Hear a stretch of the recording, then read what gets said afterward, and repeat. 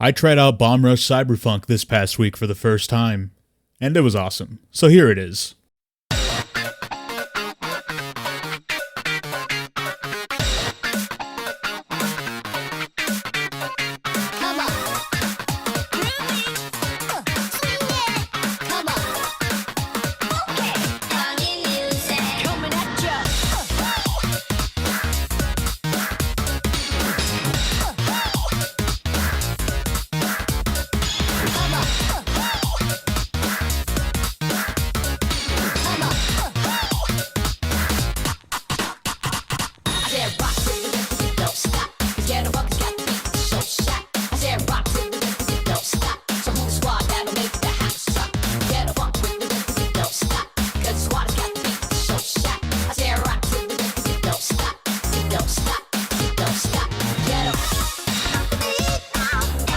Developed by Team Reptile, the makers of Lethal League and Lethal League Blaze, Bomb Rush Cyberfunk combines Jet Set Radio with Tony Hawk. The game takes place in New Amsterdam, a futuristic city full of people, robots, and everything in between. Bomb Rush Cyberfunk was initially revealed as a timed exclusive for the Nintendo Switch in August of 2021 with a 2022 release date, but was then delayed and released in August of 2023 and in December of 2023 for all their major platforms.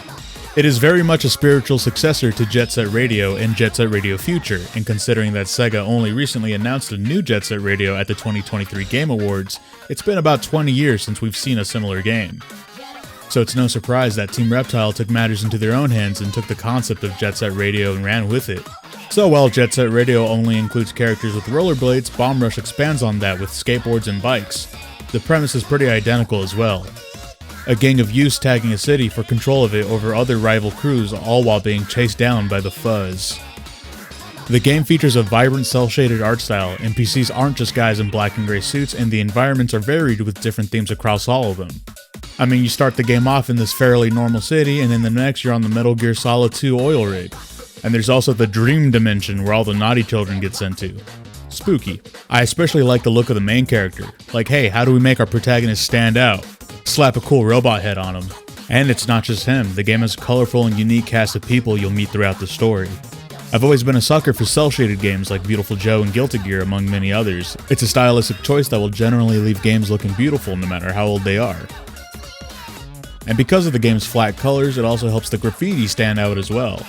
You only start out with a couple of them, but as you play you can unlock more, and there are a ton of really cool ones in the game and it makes you want to find them all. You use these to tag walls, and when tagging a wall, this really neat QTE pops up. Each piece of art has a unique pattern it's associated with, so if you remember your favorites, you can use them every time, or if you're like me, you can just waggle the stick everywhere. And while you're performing tricks and finding the collectibles scattered around all the different parts of the city, the soundtrack accompanies you. And let me tell you, it's not called Bomb Rush Cyberfunk for nothing. Hideki Naganuma composed the music for this game. He's done work for both the Jet Set Radio games alongside other titles like Ollie King and Sonic Rush, and on Team Reptile's other title, Lethal League. He always brings a highly energetic blend of funk, hip-hop, and dance to all of his works. You can almost immediately tell that it's his signature Naganuma style. He's not the only composer of the game though. It features a variety of indie artists bringing their own flair to the game, including Ethan Goldhammer, Sebastian Knight, Klaus Veen, Too Mellow, and Girl. In fact, the music playing right now is my favorite track in the game, Condensed Milk. Condensed Milk by Cyber Milk Chan. The music is also a collectible in this game. Makes sense that the devs would put more banger music in the levels to get you to actually explore them and search everywhere there is. The core gameplay involves performing tricks while in various modes of transportation and tagging the city. In the story, tagging the city does two things. The first one earns you rep, and gaining enough rep allows you to challenge rival crews to a contest of who has the most style. And there to be the judges are my favorite side characters, the Old Heads. When you challenge a rival crew, you're given a time limit to bust out all your Underground 2 experience. Once you be in a rival crew, you take over their part of the city, then you move on to the next crew and so on and so forth. The second thing tagging does is alert the 5-0. The more tagging you do, the higher your alert level rises, indicated by the stars on the top left. The more stars there are, the more dangerous the cops get, sort of like GTA.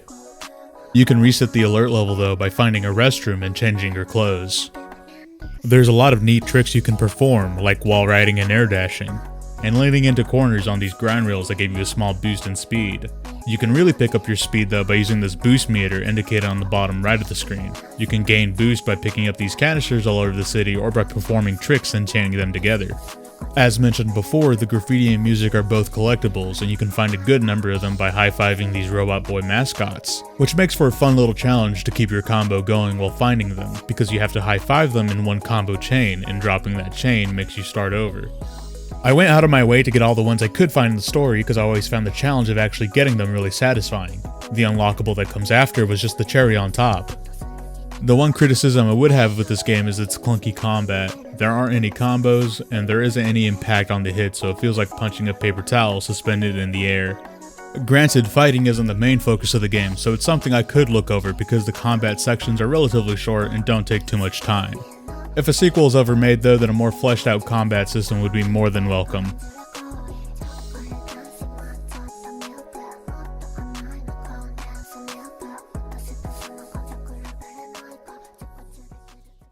The story starts off with the protagonist locked up in a jail cell for unknown reasons, when all of a sudden a pretty big explosion happens off screen.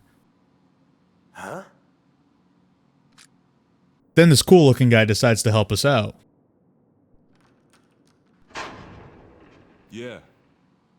He introduces himself as Trice, and the protagonist is introduced as Foe, which seems to be a pretty big deal apparently. Yo, what? The police station serves as our tutorial area, and as Trice leads us out of here, he gives us a boost pack, skates, and spray paint, allowing us to perform the core mechanics of the game that I explained earlier. Eventually they come across a locked door. Trice is the master of unlocking though, so he's got it covered. While waiting, Foe has to fight off the law. After shaking off the fuzz, Foe and Trice really hit it off and agree to become crewmates if they make it out alive.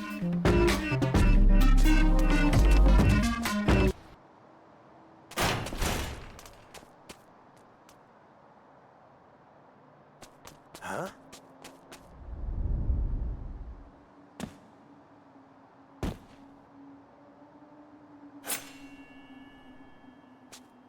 Yeah.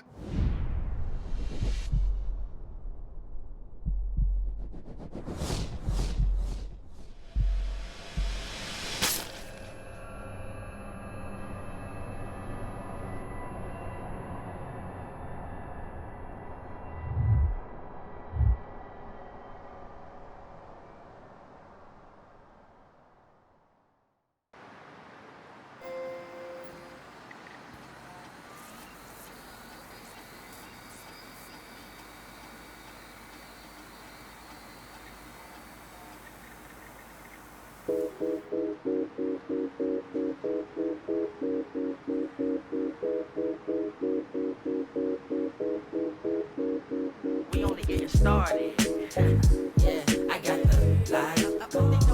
He got the light. We got the light. What you know about it? So much light.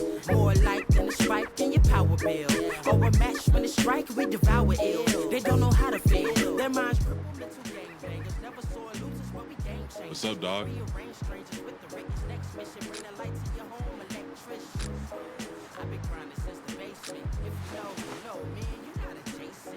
I'm in a league of my own. My soul's speaking through poems. Both these speakers are blown for my songs. Let's get it on. I'm ready for the challenge. The academy of dark and light is all about balance.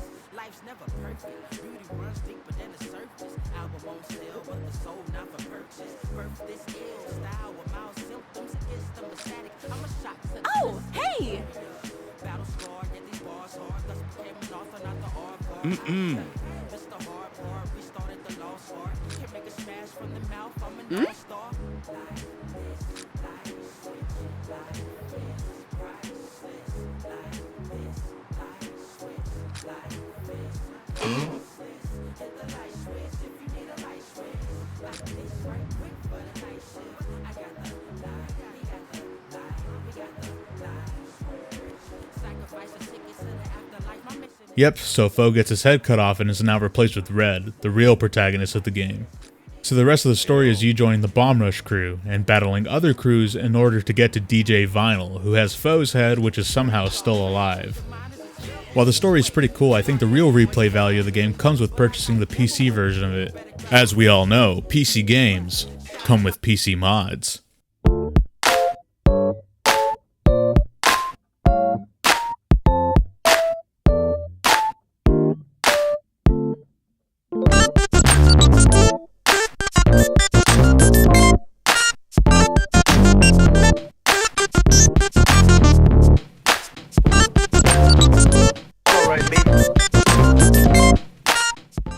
The modding scene is still relatively new to Bomb Rush, but there are a ton of character mods and some pretty decent stage mods.